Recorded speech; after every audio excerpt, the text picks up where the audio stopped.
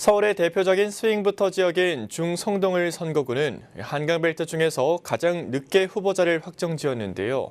치열한 공천 경쟁을 뚫고 올라온 여야 후보를 이혜진 기자가 만나봤습니다. 20대 총선부터 중구의 인구 미달로 성동구 금호동과 옥송이 합쳐져 만들어진 중성동을 현역인 더불어민주당 박성준 의원이 재선에 도전하는 가운데 국민의힘에선 이혜훈 후보가 맞대결 상대로 결정됐습니다. 민주당 대변인으로 친명 인사 중 한 명인 박성준 후보는 정권 심판론을 정면에 꺼내놨습니다. 윤석열 정권 3년차 정권 심판을 하는 선거라고 할 수가 있을 것 같아요. 사과 하나 값이 이제 10,000원 되는 나라가 어디 있습니까? 이렇게 이 정도로 민생 경제가 파탄났다는 얘기를 하고 있고, 특히 이제 검찰이 정권을 장악하면서 민주주의가 퇴행하고 있다는 부분. 서초에서 3선을 지냈던 국민의힘 이혜훈 후보는 지역구 변경 이유에 대해 중구의 더딘 발전을 언급했습니다. 서울의 가장 중심인 도심인 중구가 화려할 줄 알았는데 가장 고통을 호소하시는 분들이 많았고, 근데 알고 보니 대한민국 어디에도 없는 규제, 중구에만 있는 규제, 이게 풀리지가 않는 숙제를 보고 개헌이 되어서 이 숙제를 해보자. 중성동을은 한강벨트 안에서도 손꼽히는 스윙보터 지역. 부동산과 경제, 교육 이슈에 대해 민감한 지역으로 민심의 변화가 빠른 곳입니다.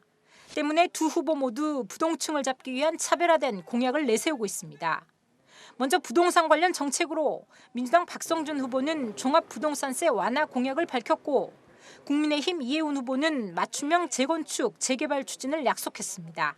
그러니까 1가구 1주택자에 한해서 종합부동산세 공식 지가 기준 16억 원으로 한다고 하면 실거래가 25억 원이 해당되기 때문에 실질적으로 제가 얘기한 것처럼 종합부동산세 상위 1%만 해당되는 거기 때문에 많은 분들에게 혜택을 줄 수 있는. 중구 성동을 유권자의 최대 다수가 고통을 받고 계시는 재개발, 리모델링, 재건축을 단지별로 사정이 다 특수하고 원하시는 것이 다르기 때문에 주민들이 원하는 대로 맞춤형으로 해드리겠다.